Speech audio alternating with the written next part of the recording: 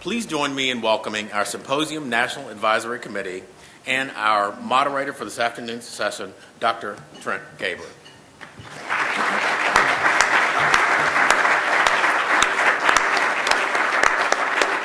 Thank you, Hannibal. It's pretty gracious introductions that you were giving here.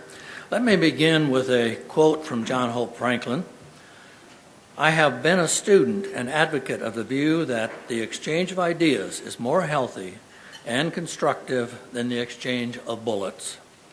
We are about to conclude the third annual John Hope Franklin Symposium on the politics of reconciliation, and so it is time for reflection. First, I would like to share a partial list of key concepts that began when Hannibal presented several challenging questions on Wednesday evening and continued through the sessions just completed. My list is just a list, no explanation, so bear with me on that. But this is my biased list. First, tell the truth, no matter your feelings or position. Second, engage by bringing diversity around the table. Realize what we say may not always be agreed upon. Collaborate. Added value comes from inclusion. Treat with dignity and respect. Optimize free society.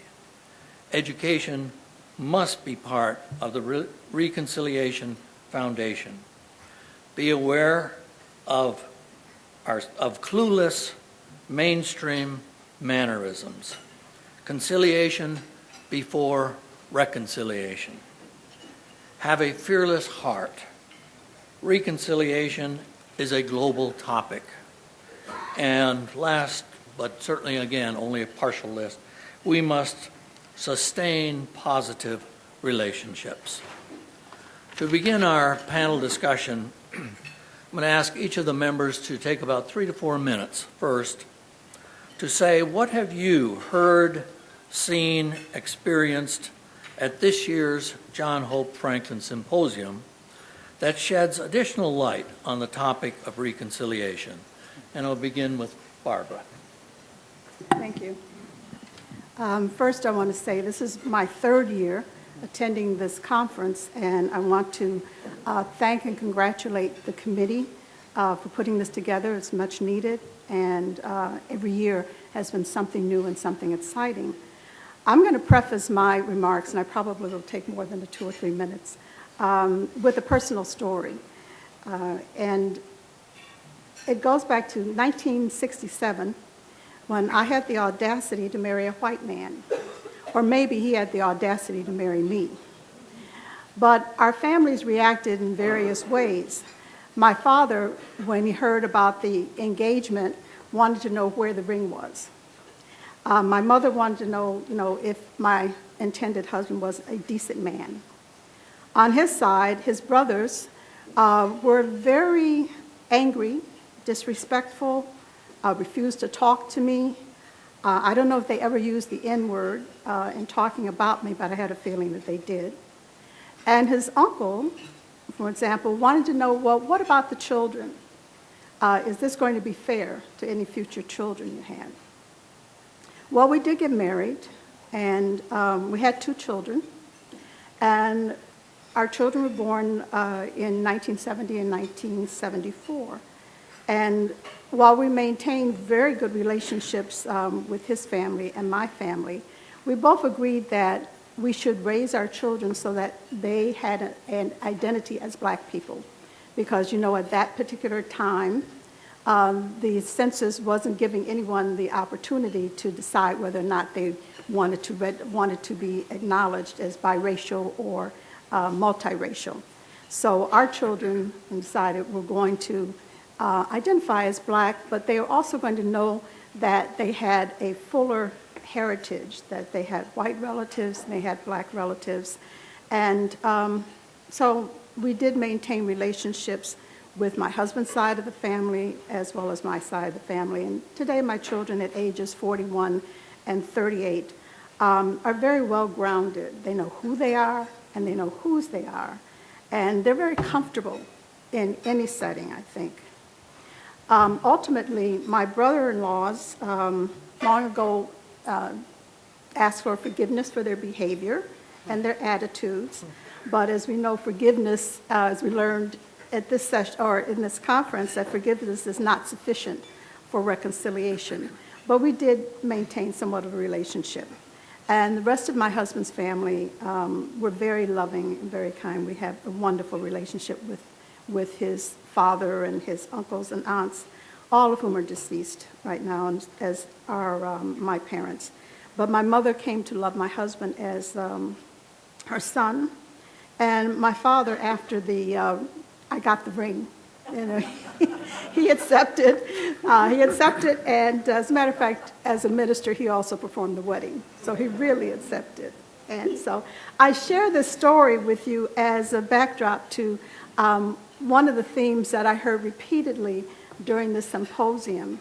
And there were so many speakers who had stories like this to tell, personal stories to illustrate, first of all, how important the personal narrative is to the theme of reconciliation and to understanding that reconciliation is about relationships, about building relationships, about repairing relationships, and about creating trust and dialogue for increased understanding. And for example, to underscore that, Dr. Davis talked about the personal politics of reconciliation and how important that was in, again, illustrating that interpersonal relationships. And I think when Dr. Tatum talked this morning about reconciliation, and she talked about healing and friendship and harmony as her definition. So that was a major theme, and I think the power of personal narratives in the whole process of reconciliation is something that it was a recurrent theme that I think we need to address and remember.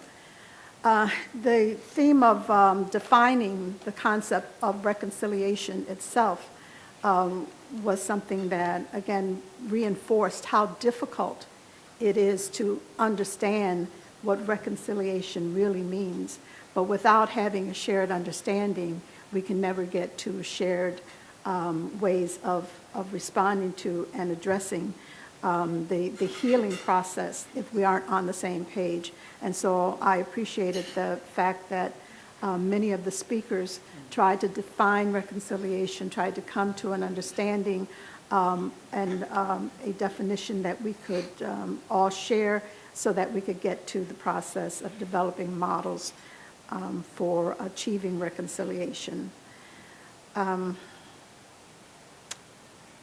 Maybe I'll save this for next. I want to speak about the creative aspects of some presentations that I think are important to acknowledge that there's no one model, I guess, and I'll just sum it up as that. There's no one model of reconciliation. There are many models depending upon the community, depending upon the offense or offenses that one is trying to heal, appealing upon the people who are actually providing the resources and the programs and the services to try to achieve reconciliation. Okay.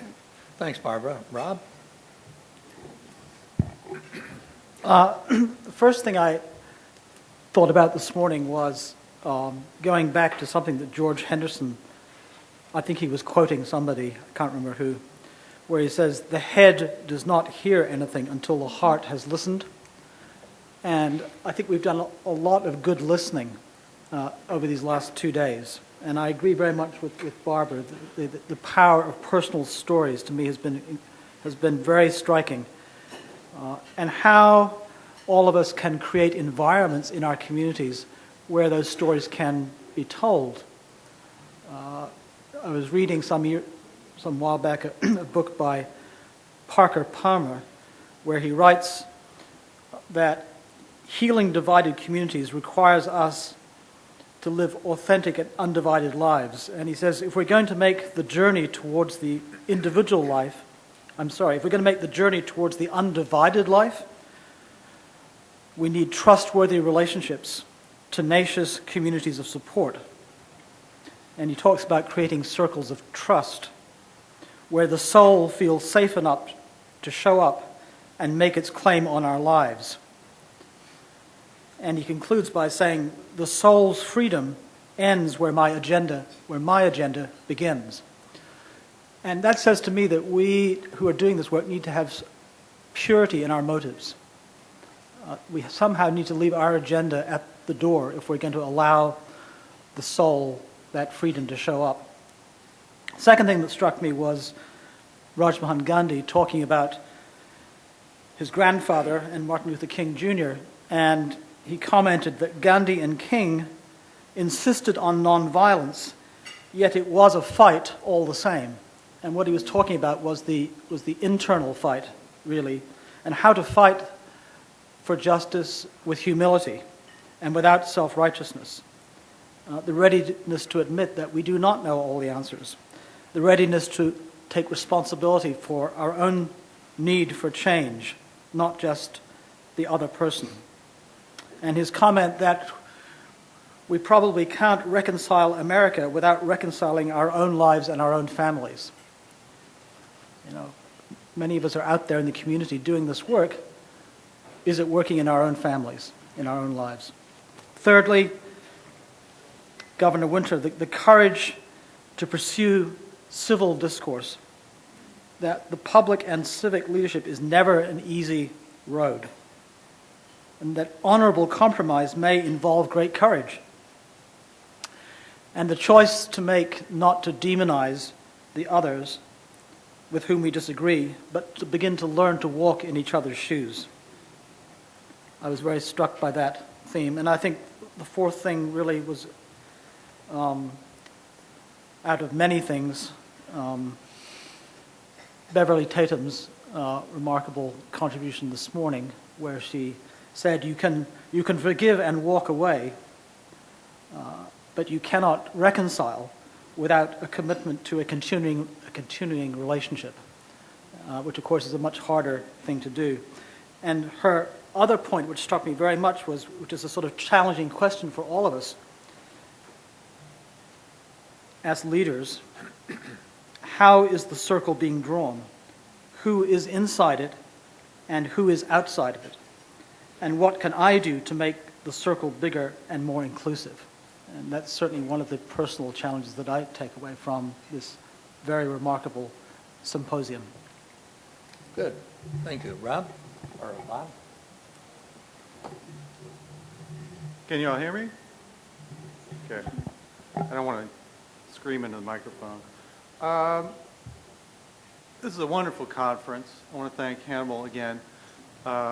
It's never worked for me to participate in this group because of him. We have so much fun. And it really is a pleasure to do it. And there's a colleague of mine named Eduardo Feingold who's sitting out here. Eduardo, raise your hand. And I'm happy that we have a greater TU representation this year. I saw Eduardo this morning, and you need to understand that we come from a pretty hardcore academic background where we deal with scholars almost exclusively. And he said, this conference is unbelievable. People actually want to be here. And if you've been to some of our academic conferences, you know just how revolutionary that idea can actually be. So I just want to say this is my second year participating, and once again, just fantastic. Personal stories are not something I trade in particularly. Personally, I study autobiography a little bit, but scholars tend to stick to their subject matter. I'm a media theorist and cultural historian, and I study American literature and race relations in film and media. But I want to tell a couple of personal stories just because this is where we are today. It seems to me that the model for racial reconciliation, one of the big models that we encounter at a setting like this and elsewhere, is that of the conversion narrative. We saw this a lot yesterday at lunch, where people are talking about being raised to be racist, like their parents were, right? Even if their parents are good people, they grow up sort of absorbing a certain culture, and something happens along the line to challenge that, and eventually, through their own choices and through the help of others, maybe a teacher, maybe a pastor, maybe a significant other, they undergo a kind of conversion. And this is a very important literary genre that dates back to Puritan New England, where it was sort of a competition to show off just how big a sinner one was, because that would show God's grace being all the more powerful, right? So if you read some of those early conversion narratives, oh, I'm the worst worm, I'm lower to the ground than a snake. You know, this is the sort of the language, because the result is we're all sort of in awe of the grace of God as we are transformed into something new. Well, I didn't really have that because I had some good black friends when I was a kid. And I went to a very good Jesuit high school in St. Louis that had pioneered in desegregation decades before I was born. And I had black roommates and good multi-ethnic circles of friends throughout college and graduate school. And when I started studying the South, which is the area of the country that I specialize in, the conversion narrative was a bit of a foreign thing for me to relate to.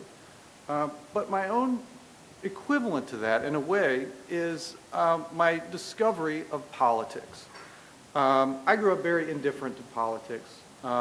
Catholic family, where there was one issue that my mother raised us on, and that was the pro-life issue.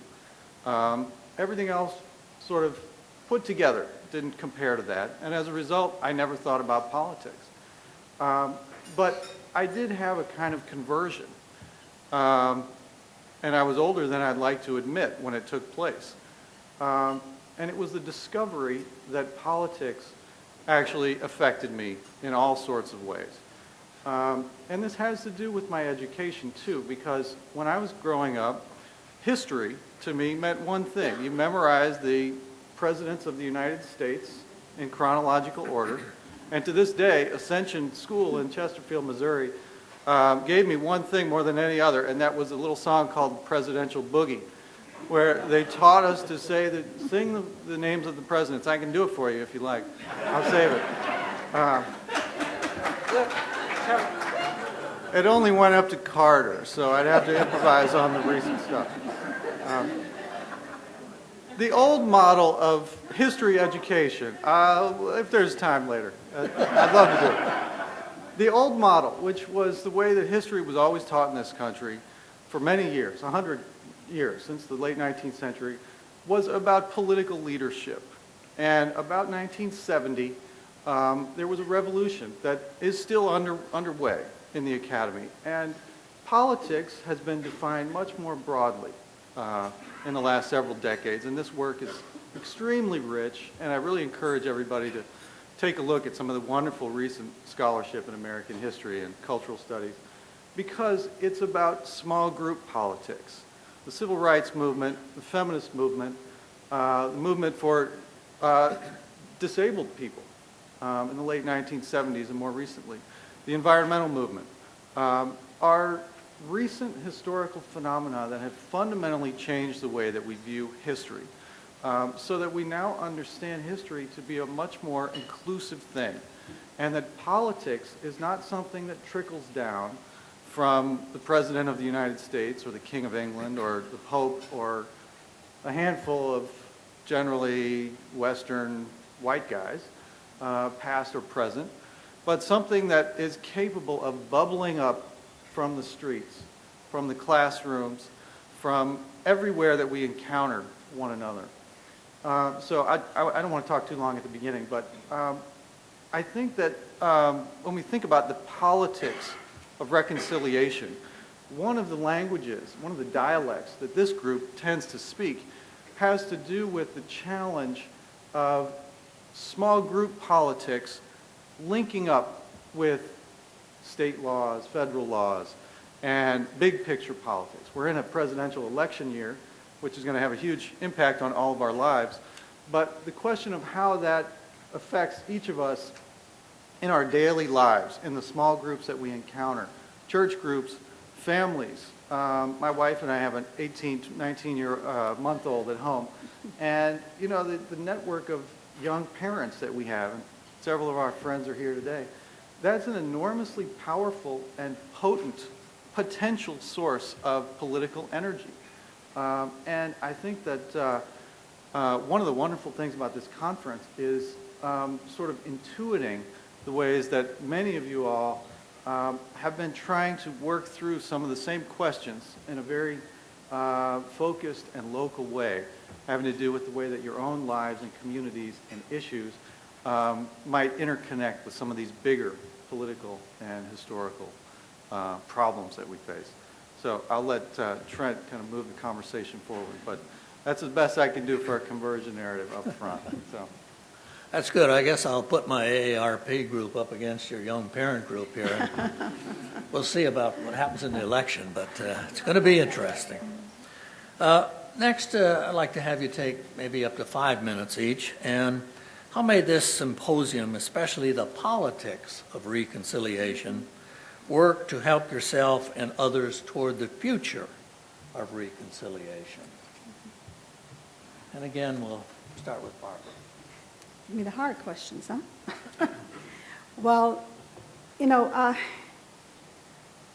the discussion about the politics that the mayors had earlier, you know, reinforced what's happening in this country in terms of our political discourse. It's become very brittle, very polarized. We find ourselves not being able to talk about compromise anymore. Compromise has become somewhat of a dirty word. And as I was speaking to someone earlier, it appears that instead of collaborating and compromising, it's my way or the highway.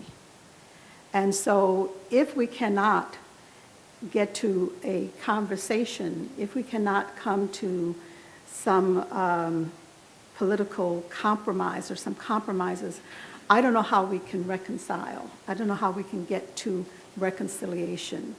Because certainly as I talked about earlier, one of the recurrent themes of the conference being reconciliation being about interpersonal relationships and building relationships. And in order to build relationships, one has to be able to talk. One has to be able to build trust. One has to be able to communicate in ways in which there is some give and take. So as we talked about the political discourse, and I really didn't hear a great deal in a lot of the other sessions that I attended regarding the politics of reconciliation. And so, you know, I think that there's a need, and certainly as we talk about future directions, a necessity to really look at what that means. How are we defining the politics of reconciliation? How are we looking at how the political discourse in this country is going to impact how we can develop models of reconciliation that takes the politics into consideration, that brings the different sides of the political discourse together so that we can begin to have the dialogues that we need to have in order to develop our models of reconciliation. I think that one of the things in the discussion between the mayors that struck me was Mayor Webb talking about values, talking about how he recognized that his own personal values had a lot to do with how he approached working with others, how he approached his own feelings about whether or not he could develop methods of reconciliation, because you have to have value systems that at least complement each other, or at least can accept different values in order to be able to come together and have a dialogue and discussion as to how we're going to move forward. So I think that we are just beginning to address the issue of the politics, and so it takes more discussion. It's somewhat like the elephant in the room discussion when you're talking about racism. We've gotten to the point now where politics gets to be a religion, or gets to be a badge somewhat that we wear, that we're not ready to really spend time talking about our political differences without getting into fights and arguments. And so I hope, again, that we can have that. I think, as many people in this room, I have grave concerns about our political future. And as I watch the political candidates now, as we have gotten to the point where the two individuals who will be running for the presidency are defined, we know who they will be, the level of truth that is spoken in the presentations by the candidates, and I'm biased when I say one candidate in particular, it seems that there is no limit as to truth and integrity in his discourse. And so in terms of where we go from there, if you cannot trust that what the person is saying is true, and that you believe that the person will say anything in order to get what they want, then again, there becomes a barrier to how we deal with reconciling, because there's no trust there, there's no truth there. So we have a lot of work to do in terms of how we deal with the politics and the discussion around the political discourse and where we're going to go with it. Yeah, good. Thanks, Barbara. Rob?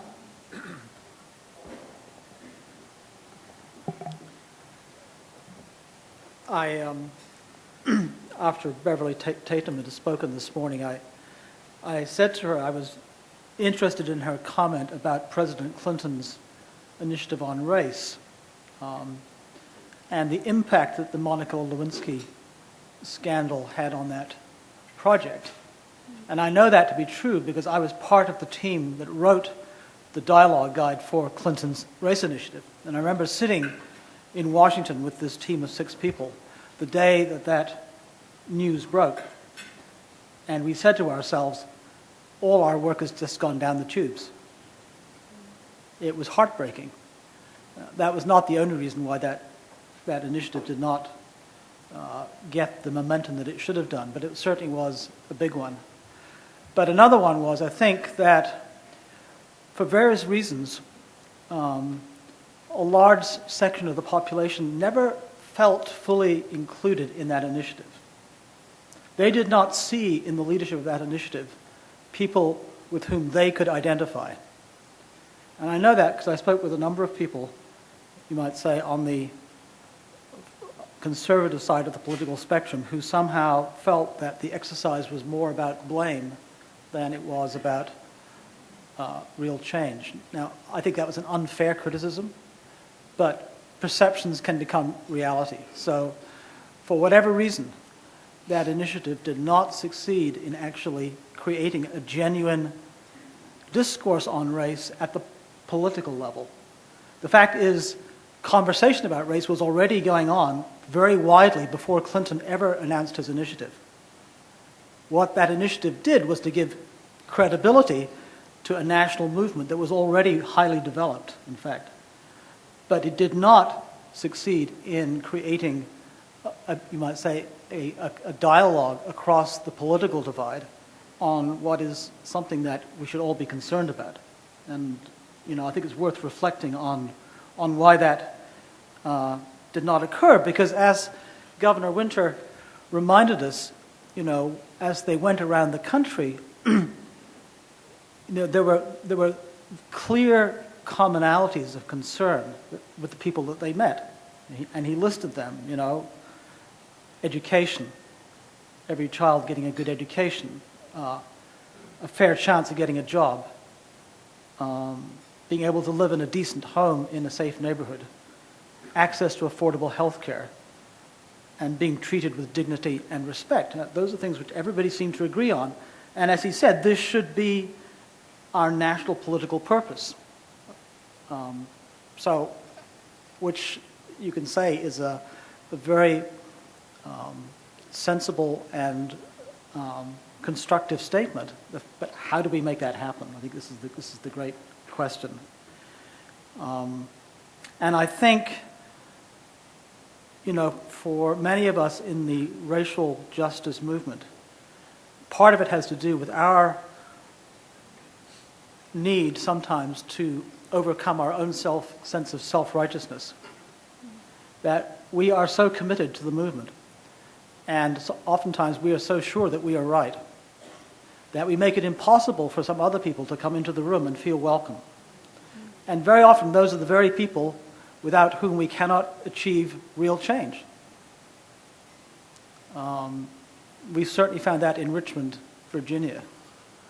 And that came home to me very early on when I arrived in Richmond, and some of you heard me tell this story before, but it's an important one for me, because I arrived in Richmond in 1980, the son of a lifelong labor activist, trade unionist from Scotland.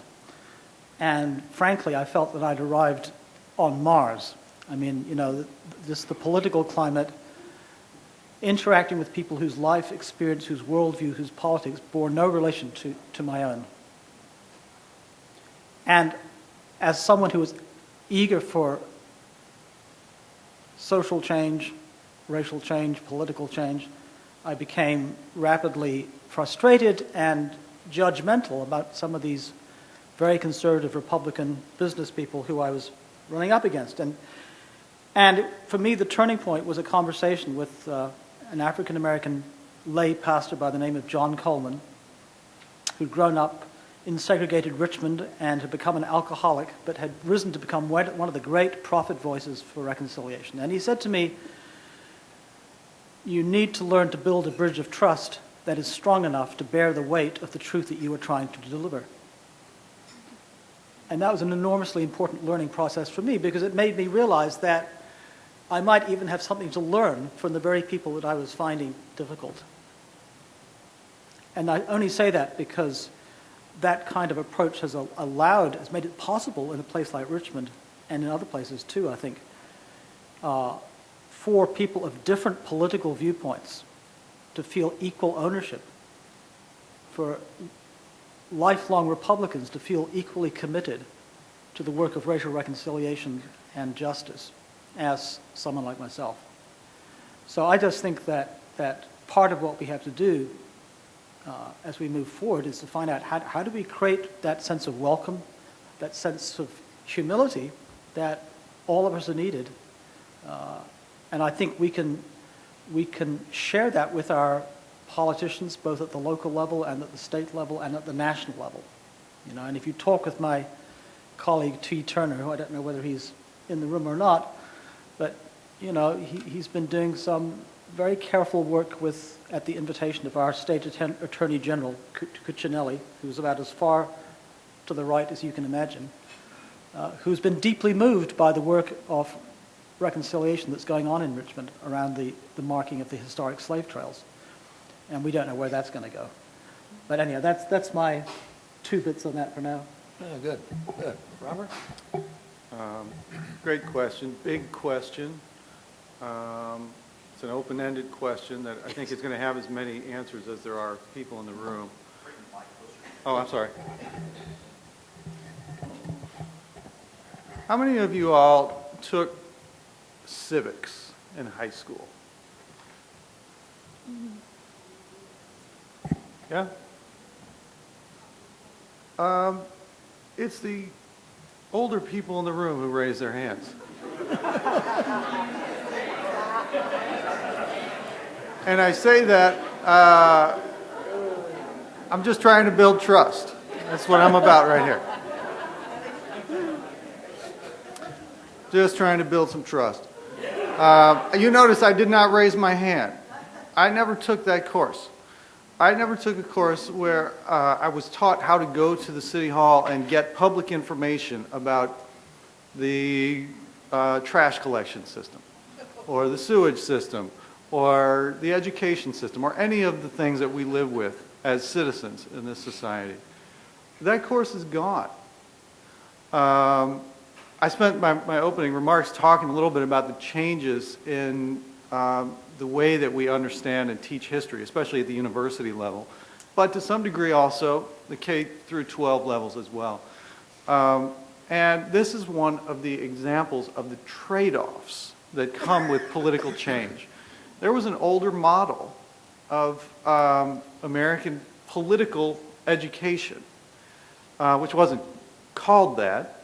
It was just going to school, along with the 3 R's that you got, were, you know, sort of primers on patriotism and citizenship.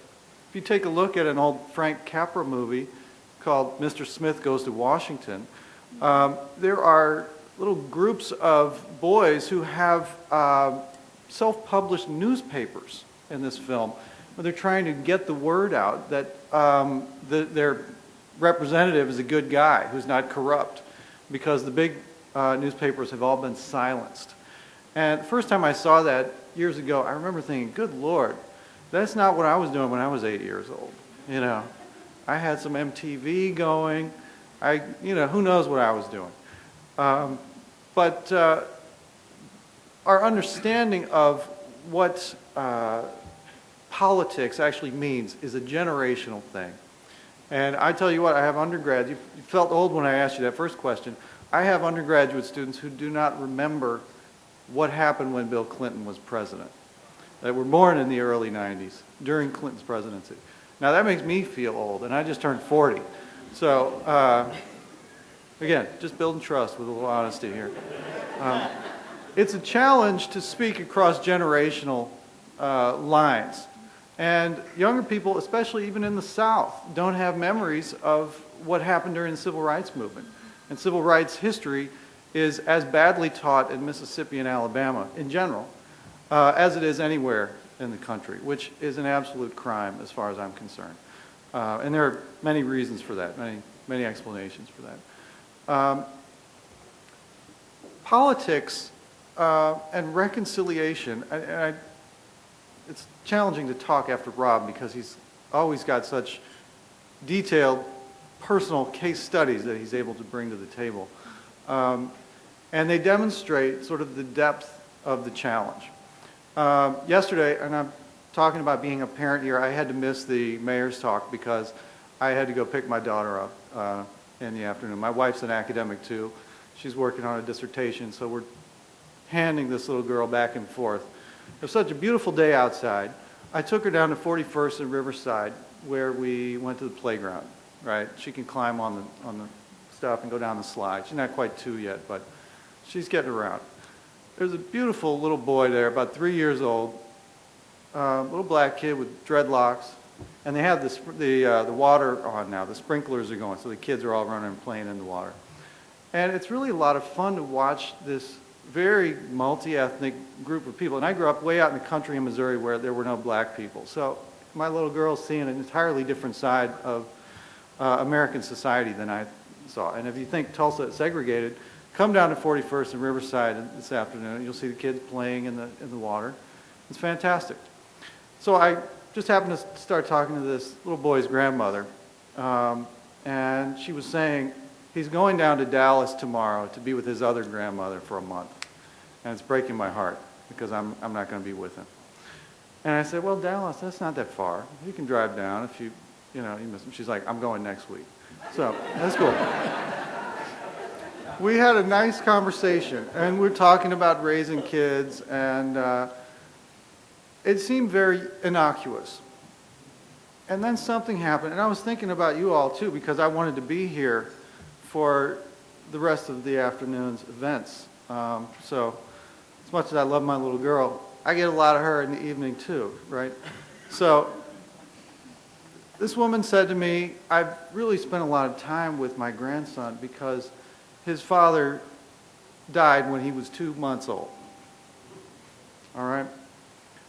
Now, when you're having a very, sort of cordial conversation with a stranger at the playground while your kids are playing, and the conversation goes in that direction all of a sudden, you're presented with some choices.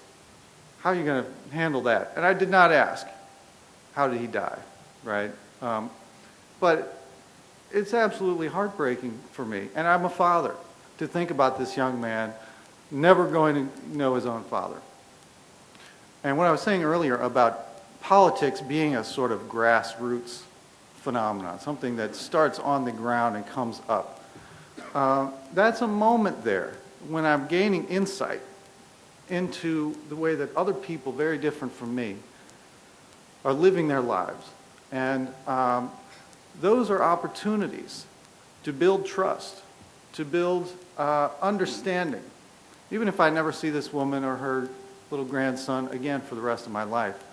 And then my daughter, who, she's very extroverted, and she admires kids who are bigger than her. She's walking around the playground hugging anonymous strangers, and these 4-year-olds are looking at her like, what's up with this kid, right? It's fantastic to watch, right? They're so little, they don't know anything about history or politics or reconciliation. There's no reconciliation to be had because we're all playing in the same water anyway, right? This is what I think about, sort of going back and forth between my job in a university where I have a very privileged position. I have one of the 2 professions where I'm paid to tell the truth, the other one being a stand-up comedian. And there is overlap between the 2. I want you all to think about how difficult it is to be able to tell the truth in your workplace. Where is it that we're really able to tell the truth? And there's a political maxim that a man can't tell the truth when his job depends on him not telling the truth. And that's as true as they come. But in the event that the political election goes a way that you don't want it to go, and the system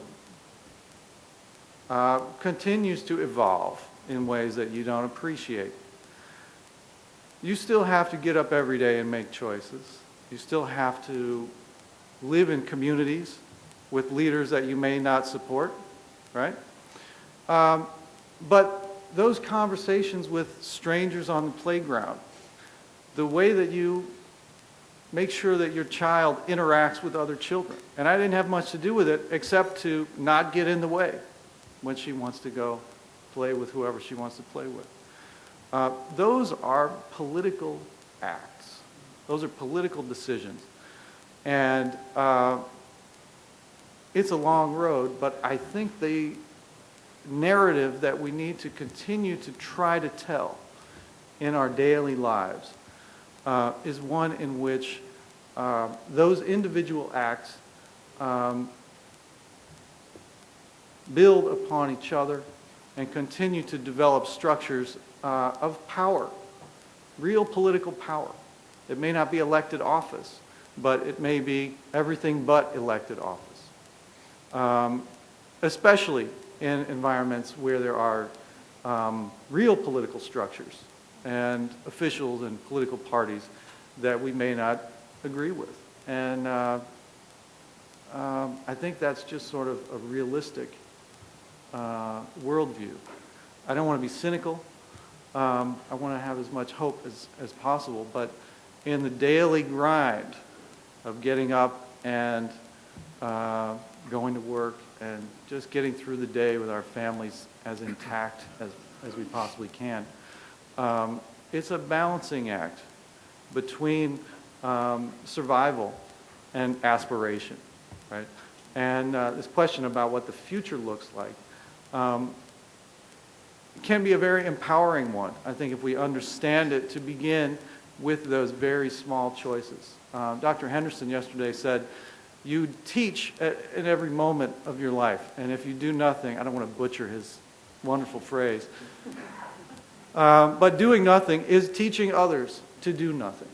And that's exactly right. And I think that's as good a way to imagine the future as individuals as I can come up with as well.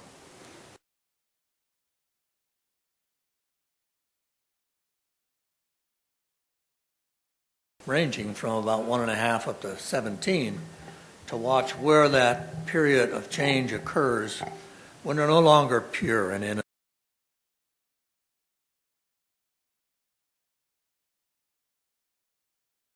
And then as they get older and they begin to tell you what the position you're in I think I life. can handle it. I'm ready for the challenge. The last It's my first kid. What can I say? The last question is for you to take just a short period of time, and without any order here, and you can just jump in when you want, are there any final thoughts that you have as a member of the National Advisory Committee on this year's symposium that you must get out before we adjourn here?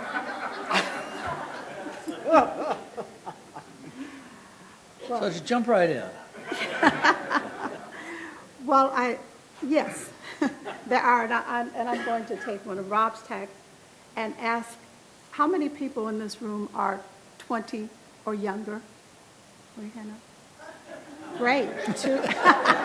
Oh, at least 2. That's good. That's good. Because I think the dialogues that we've had here over the last couple of days are very important. They certainly are significant. But in a sense, we are preaching to the choir. And even though we'll take this information back to our respective communities, what we've learned, and if we will share that, we have to share it with the younger generation.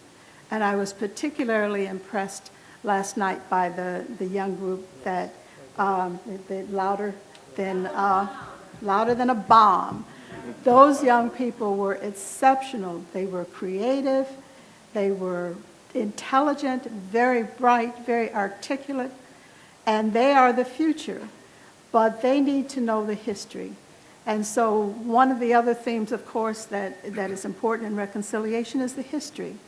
And if we do not share and pass down this history and ensure that the young people know the history so that they can develop the themes, so they can develop the conversations and have these conversations, because I was reminded today, thanks to Ms.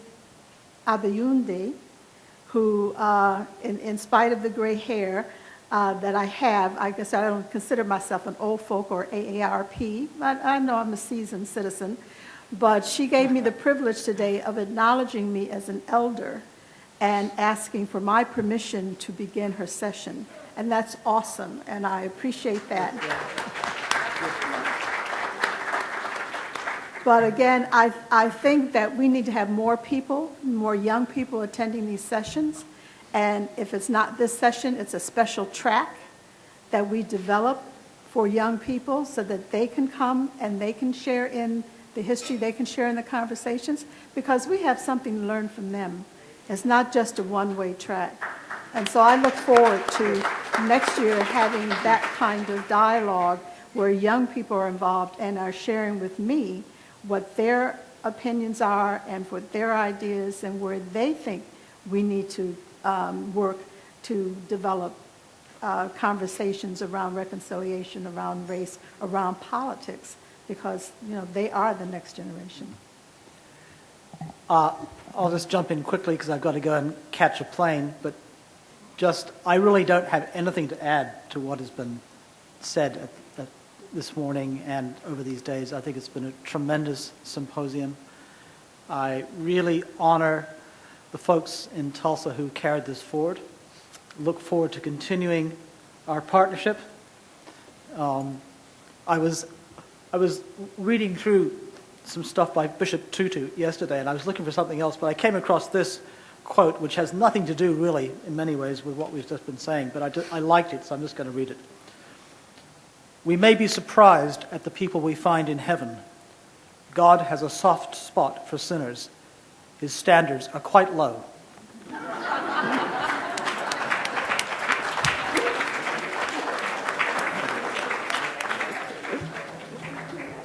All right, does this mean I get the last word at the end of the conference?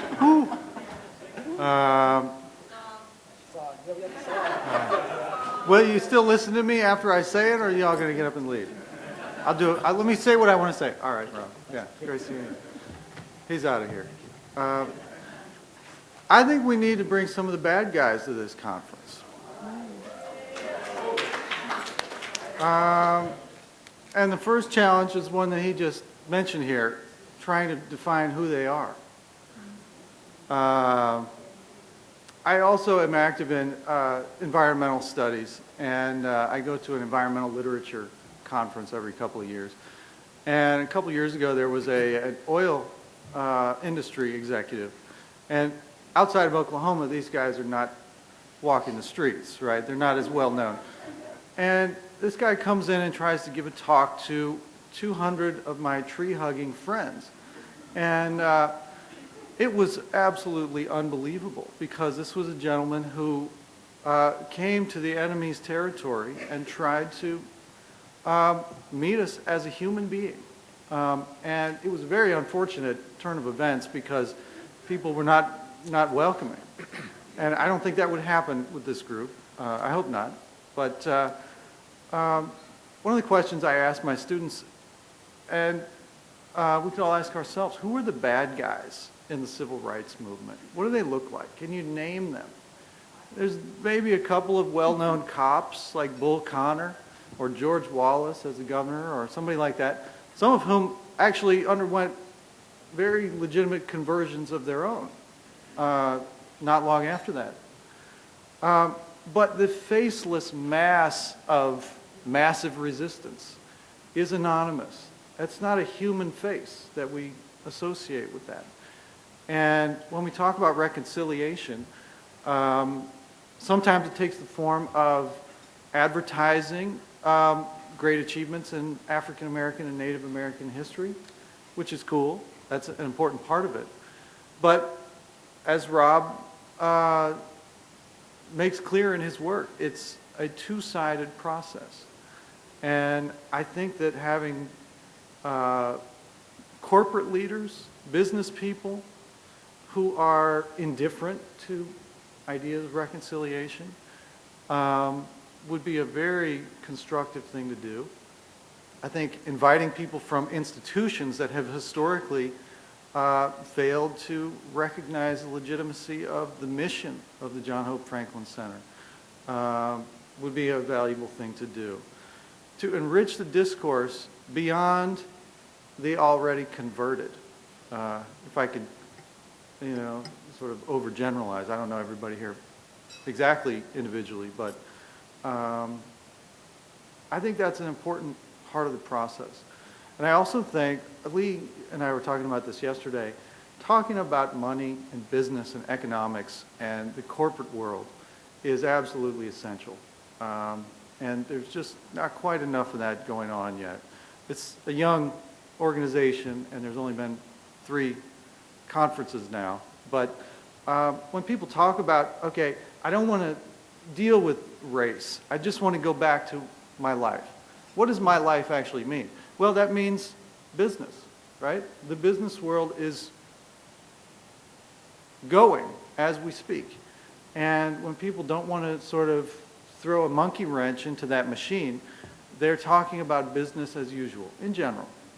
And I think dealing to a greater degree with economic concerns and really trying to take some of these issues of mass culture, popular culture, literature, history, political science, architecture, and the kind of field of urban studies and urban design, which are all very important fields, and giving them a much more concrete economic basis in the way that we talk about them and imagine some of the solutions would be a very valuable thing that we could do with our time.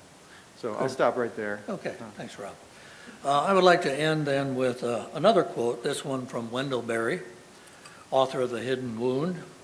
"The past is our definition. We may strive with good reason to escape it or to escape what is bad in it, but we will escape it only by adding something better to it." I strongly feel, and that was the end of quote, I strongly feel each of the past 3 symposia have accomplished this. I want to thank Jean Neal especially.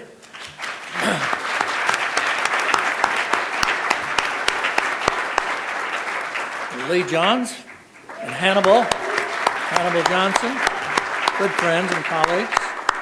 And I want to thank each of you that came for this one session. There's another one after this yet, but I wanted to make sure that I had a chance to thank you for your participation and your input into the advisory committee as well. So thank you very much, panel members, and we're ended then. Here. Was Rand here?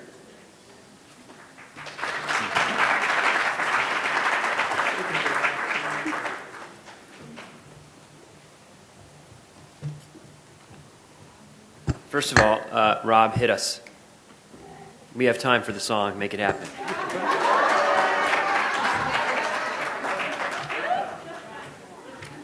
Barbara. Stop wasting time. Just make it happen. You got to do it with me. No, I don't. My daughter knows it, but I don't. Presidential Boogie. I learned it in 3rd or 4th grade. I'm not going to get the melody, but I'll give you the order here. Ready? Washington, Adams, Jefferson, Madison, Monroe, Adams, Jackson, Van Buren, Harrison, Tyler, Polk, Taylor, Fillmore, Pierce, Buchanan, Lincoln, Johnson, Grant, Hayes, Garfield, Arthur, Cleveland, Harrison, Cleveland, McKinley, Roosevelt, Taft, Wilson, Harding, Coolidge, Hoover, Roosevelt, Truman, Eisenhower, Kennedy, Johnson, Nixon, Ford, Carter, Reagan, Bush, Clinton, Bush, Obama.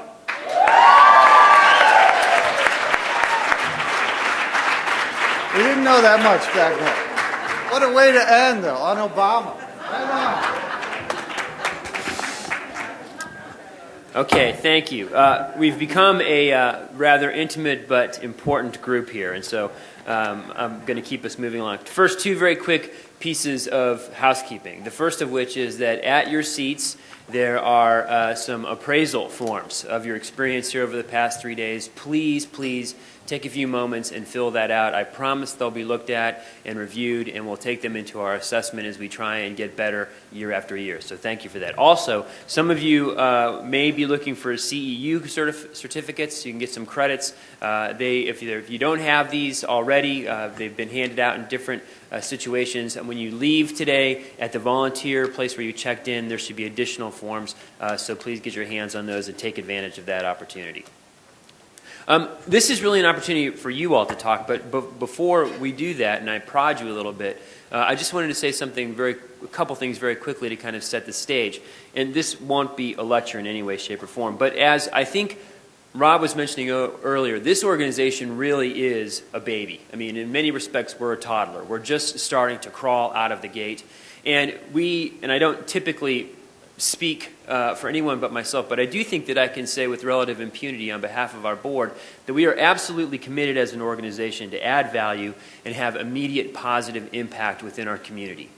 But the other 2 things that are really important to us, I think, are the fact that we're actively striving to begin to position this organization at the forefront of a national dialogue. We want ourselves to become a clearinghouse of ideas. We want this event to become a clearinghouse of ideas, support, and affirmation for the work that all of you are doing. And at the same time, this, I think, is our first or our third, depending on how you look at it, attempt at this contribution to the national dialogue.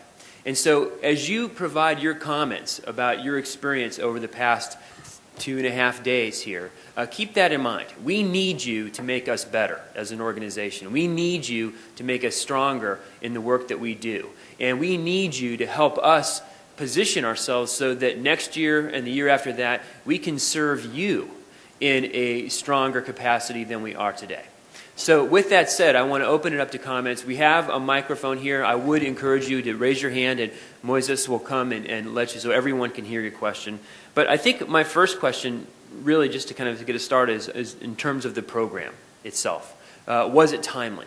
Was it thought-provoking? Was it poignant? Was it balanced? Discuss amongst yourselves.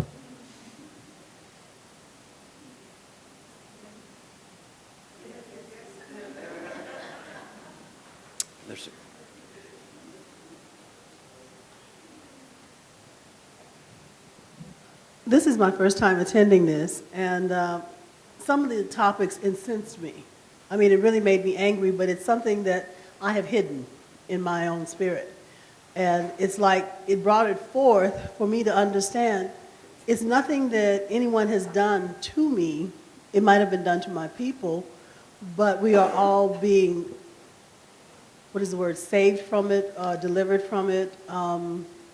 It's something we have to discuss so that we can get over it and go on. I see society changing every day where the couples are interracially mixed, and at one time it used to offend me, but now I can understand it better. So I appreciate this conference. It's been a great healing. Thank you.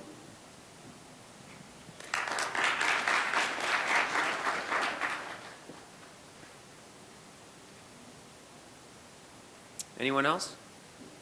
Yes, Pauline.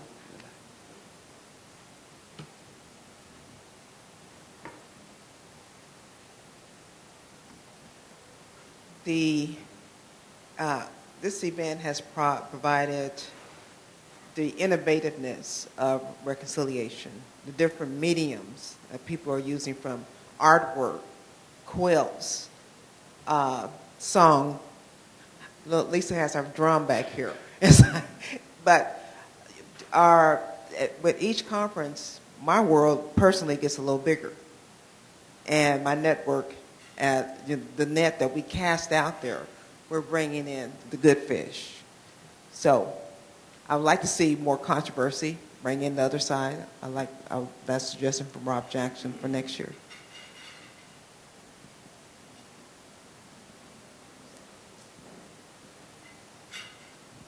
My mother was a ride survivor, and as a child, it was not discussed with us at home.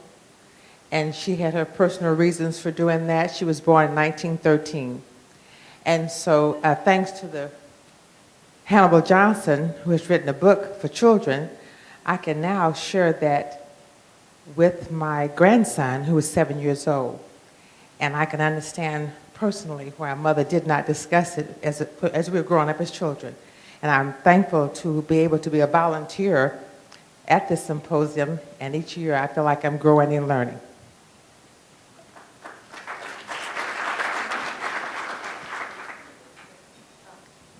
Hi, my name is Liz Wright. First of all, the quote that we keep hearing that we seem to like, my heart listens once my head hears, something along that line, is from James Stephen, The Crock of Gold. We hogtied Rob, or Mr. Benjamin. Somebody used it in their speech yesterday, and we seem to like it. Dr. Henderson, okay. One of the things I do, my background, was as a planning commissioner, and that's how I got into this. And it was the land use policies that drove me into a certain amount of rage when I heard a South Tulsa developer say, we don't need to pay for sidewalks on the other side of town, our people won't walk there. I was so offended at such a deep level that it wasn't the first time that I became aware that my personal worldview was not in line with those around me. But that is what I saw in several events this weekend, was people talking about that crack in the cosmic egg, so to speak, of when they began to realize that their paradigm of which they were born and raised in did not fit what they were beginning to realize who they were as an authentic soul.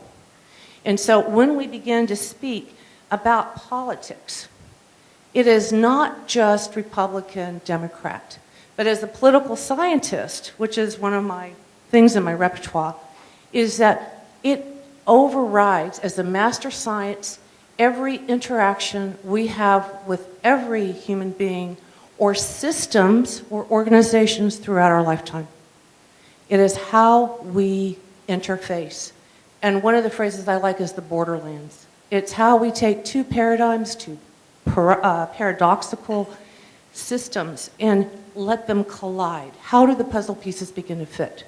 I'm disappointed that there wasn't talk about politics. I think right now with Occupy movement, we've got a lot of local, national, and international politics happening at a very deep and grassroots level. Thousands and thousands of people are together right now marching internationally about what they see as corruption and wrongdoing against the majority of the human beings on this earth. We didn't talk about that. I think when we talk about small group politics, we have never seen such a grassroots level of organization ever happen before, like what's happening today. Thank you. One of the things, too, that comes to mind is a woman by the name of Barbara Ehrlichman. You may know her. She wrote so many different books. One is called Blight or Bright-Sided, and it is the hazards of being too optimistic. It's being too hopeful. In our truth-telling, and my job is to tell the truth, I am a private tutor. I've been in education for 15 years. I kick butt and I banish ignorance. That's my job title. I'm lucky. I'm also a stand-up comedian in one of my previous incarnations. But when we cannot tell the truth, or when we present fact and are accused of being negative, where does it work? Where do we build the bridge to support the truth that we are trying to carry? And I don't think we have, beyond civics, beyond knowing how to become a person who's interactive in our society, we don't support the soul's education to understand and how to deal with truth and how to talk about it. And I think that's one of the things we have to start doing. Thank you. That's great.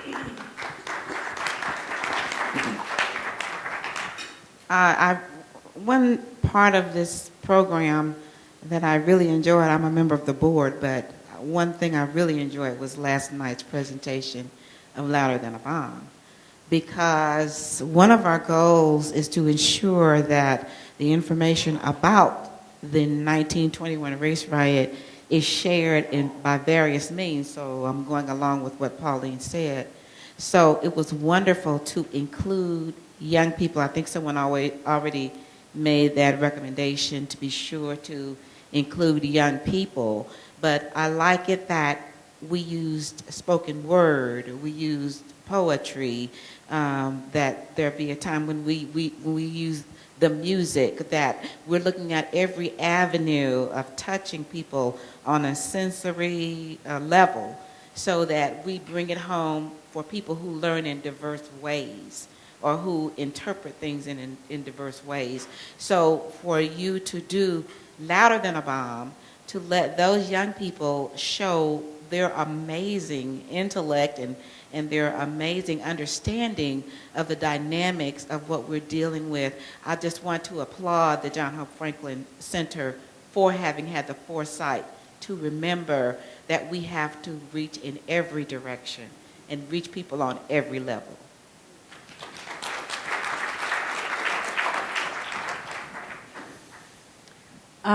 Just two things. I think that we should always, in depth, talk about the 1921 occurrence. I don't think that was enough of this time, and I believe we missed an opportunity to really, truly recognize one of the survivors, the oldest one that passed away, Otis Clark. And I think that happened. And we have to acknowledge that happened. The other thing is the young man, I was coming over here to allow him to speak, Mr. Cornelius, who was in our presence, Cornelius Johnson. He's a 15-year-old student from Memorial High School. And he was extremely eloquent in his presentations of the Mary Parrish books, which he presented to some of the sessions that he was sitting in. And he had never heard of the 1921 attack, Tulsa attack. He had never heard of that. And he was overwhelmed and astounded by the information, just the stories alone. And so he spoke of that when he presented a book. If anyone in here, any of the presenters was a presenter was there when he presented you with the book. I wish that you would speak about whatever he said to you, and because he's 15 years old. And he just had the wherewithal to get up and speak and say something. And I thought it was an honor to have him. Besides that, he looked just like a young John Hope. Oh, and he won the MLK Oratory Award. So he's already a speaker. Yeah. That's how he's 2015. That's the year he'll graduate. And I have... whenever I meet a young person like that, I don't want to say I want to devour them because it makes me sound like a black widow spider, but I want to encourage him and encourage the center to bring in more of those interns, young interns like that, and teach them because they're going to be the little worker ants. Yeah. And just to add, he was not only surprised about the... Okay, he can speak to it. Cornelius, you have several mothers now. Your family has grown. This is Cornelius Johnson, and Cornelius, I would just like for you to just speak briefly about what it meant for you to be here, if you learned anything, what you learned, and what we might be able to do better to assist people of your age. Hey, everybody. It was really great being here. It was fun, and it got me out of the house, and I learned. Yeah, I said it. And I was learning, and one of the things that I did learn was a lot about the Tulsa race riot. And I didn't realize that Black Wall Street and everything about Black Wall Street and the race riot had so much ground, had so much mass that was destroyed. I didn't realize that. I kind of had a clue about how massive of a scale that it was on, but I didn't realize it was that size. I just didn't know. And I think one thing that this program in particular can do to help young people like myself is to invite more, just like put out the word. I can help that. I can help with you putting out the word. I can tell everyone. I think everyone should do the same about the young people that are in Oklahoma or that are in Tulsa, because I know of a few that don't go to Memorial, they go to Booker T and then Carver, or not Carver, but the local high schools, Central, and they can really use this information. They actually look for things like this. They are qualified for programs like this. They're smart and intelligent, and they don't know. They are very ignorant of things like this. So that's just what I had to say. Thank you for giving me the chance.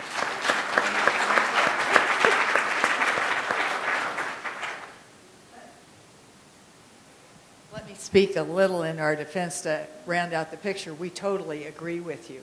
And in fact, we thought that we had 12 to 16 work-study students coming that were being underwritten by sponsors. So we are working very hard on this. Now, the football coach changed his mind and required them all to go to practice, and some other things happened. But we thought we would have lots of young people here. Yeah.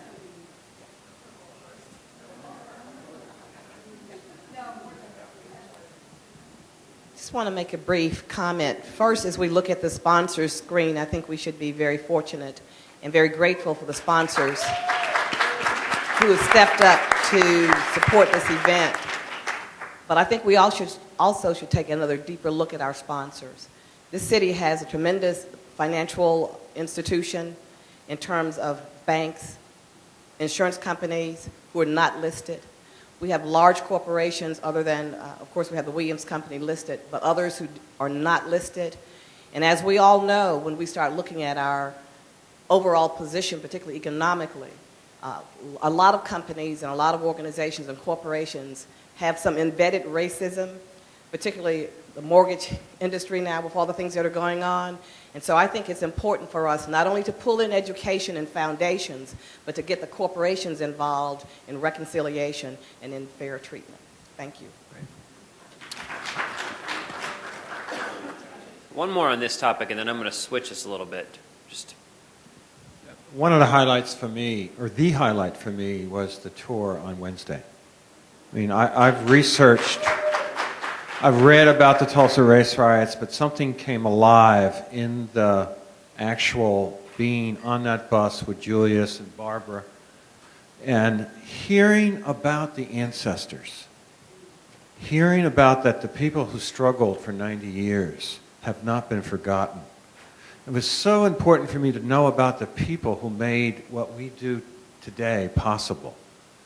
And I would highly recommend that you do this tour every year. I mean, there was something very, very powerful standing at that memorial and really experiencing the power of place, the place of reconciliation. So that was a highlight that I really, it was so informative and brought something off the pages of the book that I've read and actually into my body and into my life. So, and I thank Julius and I thank Barbara and anybody else who helped put that tour together. Very, very powerful. Thank you. Thanks.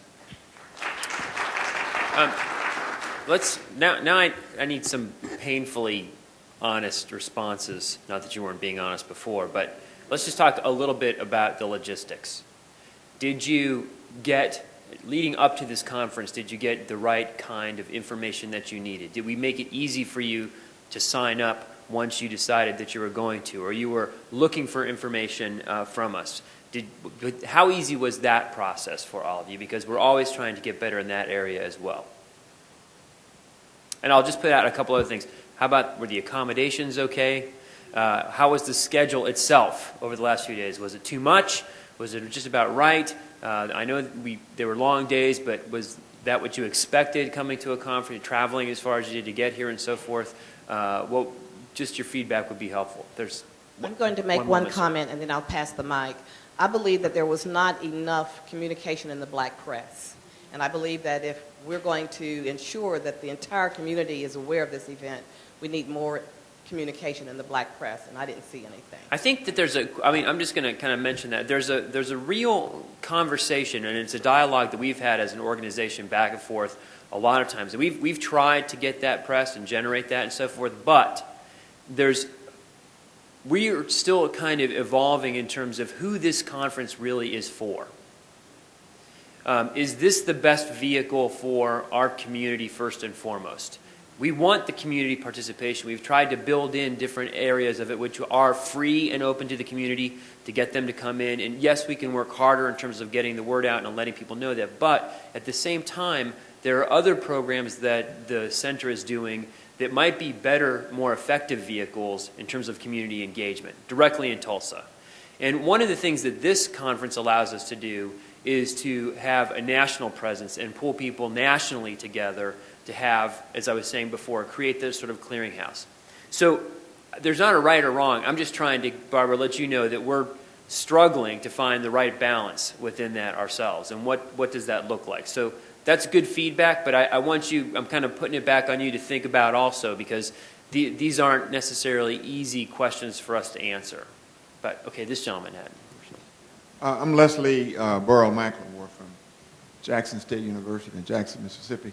And this is my first time attending. And obviously I'm not from Tulsa, but I received just reminders over the internet. I think maybe once a week, twice a week, a lot. So is that a good thing or a bad thing? It's excellent. It's very good. I mean, I try to encourage the people that I work with to do the same thing. I mean, just remind people, just worry the hell out of them, you know, just let them know, you know. But on the issue of the black press, you know, this is, I mean, if there are black newspapers, and there must be black newspapers in Tulsa, it's important for the leadership of this center to reach out to the press, to make sure you invite them, to give them a detailed schedule, invite them to lunch. I mean, y'all must go to lunch occasionally as a board or advisory committee. Make sure that black press is there. Just make them feel welcome. And it seems to me that given what I've heard about maybe everybody will not know about what happened in 1921. There are people in the community that don't know, the young people. The intergenerational dialogue that Sister Nevergold talked about is really important, that intergenerational piece. And you have the capacity now to have town hall meetings in Tulsa or community forums in Tulsa where 1921 is the major topic of conversation.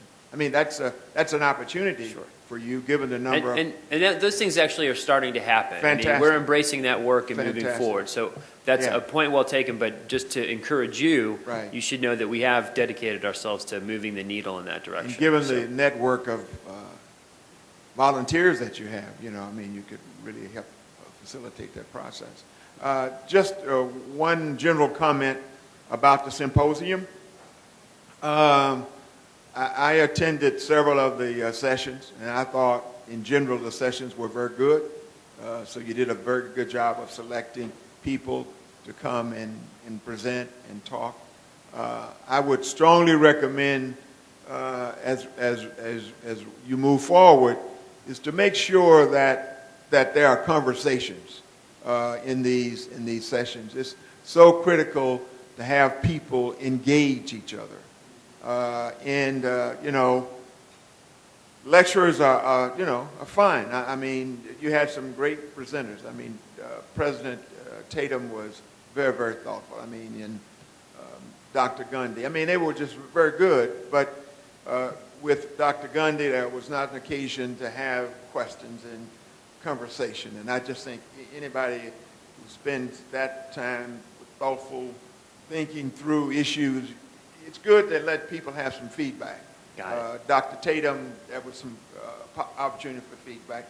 But in some of the sessions, there was just too much talk by the facilitators, just absolutely too much. And I think, as you send out the notices in the future, try to encourage the facilitators to be much more concerned about having a conversation. I understand. So I think that's important. Yeah. Good.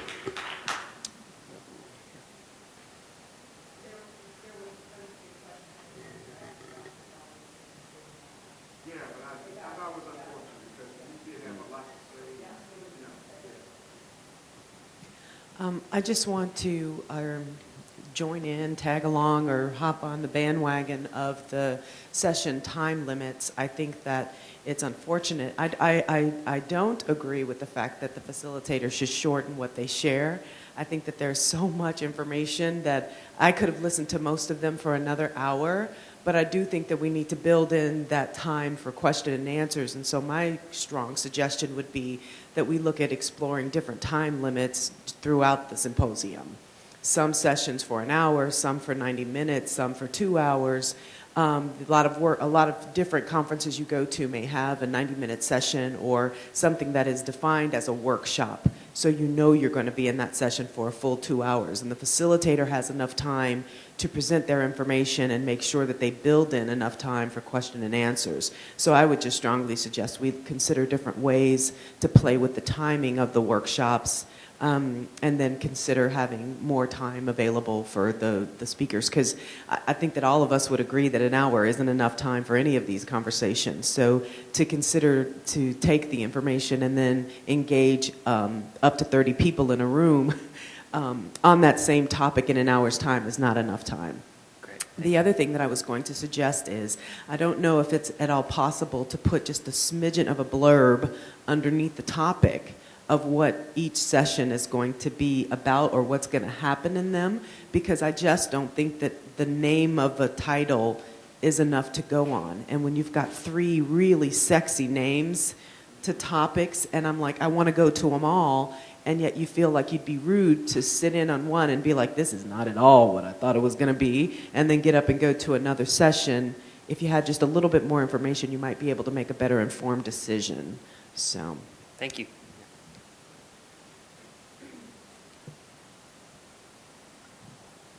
I too agree that with the sentiment of including more younger people, and yet notice that this is really truly a stellar scholarly gathering. And so not all kids are going to be attracted to this, and I'm glad to hear that there's other programs that address all segments of that population. But there's probably a lot of students of Bob's and students of history, teachers in high schools and junior highs, and members of the Young Republicans and Young Democrats and future politicians that have a kind of a hook for this kind of thing, and I'd certainly love to see monies available to make it possible for all those types of individuals to attend this event more or less like it is, but maybe with some components to bring them into the process and so on, like we've discussed, and maybe approaching corporations for that money would be a good way to bring them into the process in a way that's not particularly threatening, and invite them into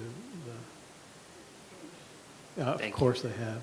Sir, that one more question, but I think I'm sorry. You had your hand up, and I can't remember if it was in this group of questions or the last one. But regardless, would you like to?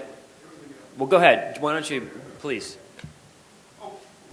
It has to do with bringing back some people whose opinions or feelings may not be the same as ours. And I just tell you a story.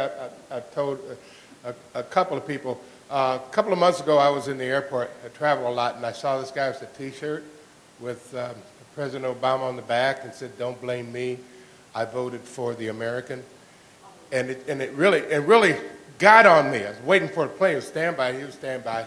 And I finally, I went behind the guy, and I said something to him.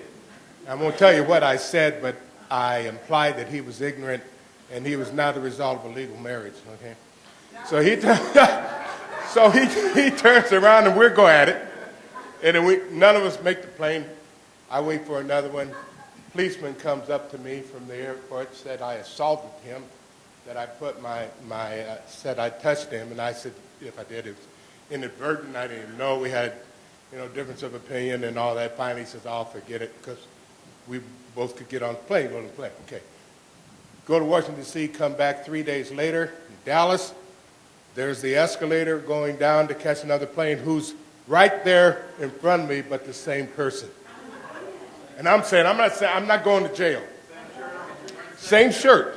Wearing the same clothes. Same shirt, okay? So I go into the restroom to avoid him. And I'm washing my hands at the sink. Here he comes. He looks at me. He sticks out his hand and says, "How you doing?" "I'm doing." Okay. He says, I'm sorry. I shouldn't have tried to get you arrested. Bottom line was, we talked for an hour. We had an hour to talk.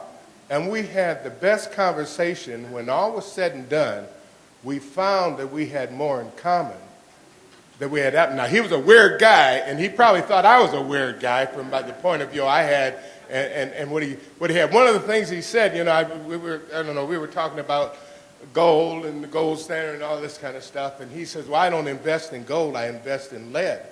And I said, "Why?" He says, "Because if things go down, I can make bullets and take your gold, So this is real gold wire. His parents, were starting with the gold wire. Anyway, but the bottom line was we found, as we discussed, we did have things in common, even politically. And just last week, we emailed each other.